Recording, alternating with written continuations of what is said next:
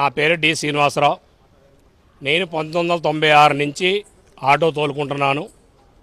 నాలాంటి అనేక మంది కార్మికులు అంటే ఉద్యోగ ఉపాధి అవకాశాలు లేక ఉన్నత చదువులు చదువుకొని కూడా ప్రభుత్వం ఉద్యోగ ఉపాధి అవకాశాలు కల్పించలేని పక్షంలో ఈ ఆటో రంగాన్ని ఎన్నుకొని అనేక మంది కార్మికులు వాళ్ళ కుటుంబాన్ని జీవనోపాధి కిందగా ఎంచుకుంటున్నారు. ఈరోజు లక్షలాది రూపాయలు పెట్టి ఆటోలు మేము తోలుకుంటే ప్రభుత్వం ఏమైనా ఉంటే ఏ ప్రభుత్వాలైనా కానీ ఆ కార్మికులను ఆదుకునే పద్ధతిలో సహాయం చేసే పద్ధతిలో చేయూతనివ్వాల్సిన పరిస్థితి ఉన్నది.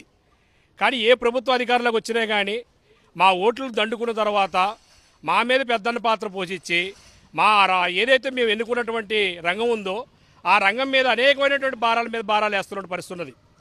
ఎన్నికల ముందు అనేక హామీలు ఇస్తూ ఉంటారు. యావత్తు ప్రజలకి అనేక హామీలు ఇచ్చారు. మా ఆటో మోటార్ కార్మికులు కూడా హామీలు ఇచ్చినటువంటి పరిస్థితి ఉన్నది.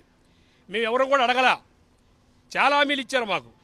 ప్రధానంగా అధికారంలోకి వస్తే బ్యాడ్జీ నెంబర్ కలిగిన ప్రతి ఆటో డ్రైవర్ నుంచి కారు, జీబు, ట్రక్కు, లారీ తోలుకున్నటువంటి డ్రైవర్ వరకు సంవత్సరానికి 15,000 రూపాయలు ఇస్తామని చెప్పేసి హామీ ఇచ్చారు. అధికారంలోకి వచ్చారు. సంవత్సరం అయ్యింది ఇప్పటికి, అంటే ఒక సంవత్సర కాలం గడిచిపోయింది. ఇంకా 4 సంవత్సరాల పరిపాలన ఉంది. అదేవిధంగా ఏదైతే మాకు ఫీజులు, పెనాల్టీలు, భారాలతో కూడుకున్నటువంటి 21 జీవో, 31 జీవో దాన్ని రద్దు చేస్తామని చెప్పేసి చెప్పినటువంటి పరిస్థితి ఉన్నది. అనేక సాధికారిక సంస్థతో పేరుతోటి సంక్షేమ బోర్డు ఏర్పాటు చేసి ఈ రాష్ట్రంలో ఉన్నటువంటి భవన నిర్మాణ కార్మికులకి ఏ విధంగా అయితే సంక్షేమ బోర్డు ఏర్పాటు చేశారో ఆ సంక్షేమ బోర్డు ద్వారా వాళ్ళ కుటుంబాలకి ఏ విధమైన వసతులు కల్పిస్తున్నారో మౌలిక సదుపాయాలు అట్లాగే అనేక ఉన్నాయి. ఆ బోర్డులో ఒకటి కాదు.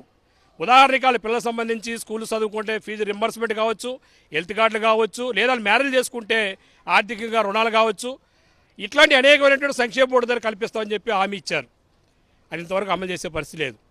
అదేవిధంగా పెట్రోలు, డీజిల్, గ్యాస్ ధరలు తగ్గిస్తాం, ఈ రాష్ట్ర ప్రభుత్వం వేసినటువంటి వ్యాట్ని తీసేస్తామని చెప్పి కూడా హామీ ఇచ్చారు.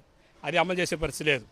మేము ఆటోలు తోలుకోవటానికి బ్యాంకు రుణాలతోటి మాకు రుణాలు ఇప్పించమని అడిగితే 5% వడ్డీతోటి 4-5 లక్షల రూపాయలు లోన్లు ఇస్తాం, మీ సబ్సిడీ కూడా ఇస్తామని చెప్పినట్టు పరిస్థితి ఉన్నది. ఇప్పటివరకు ఒక హామీ కూడా అమలు చేసే పరిస్థితి లేదు.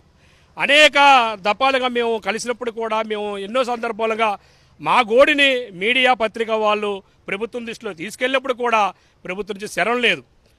మహిళలకి ఫ్రీ బస్సు రేపు 15 తారీఖు అంటున్నారు.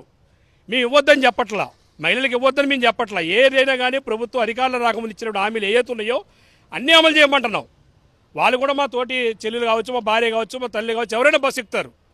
ఆ క్రమంలో నష్టపోతున్నటువంటి ఆటో రంగం మీద ఆధారపడుతున్న లక్షలాది మంది ఆటో కార్మికులు ఏం చేయదలుచుకున్నారు?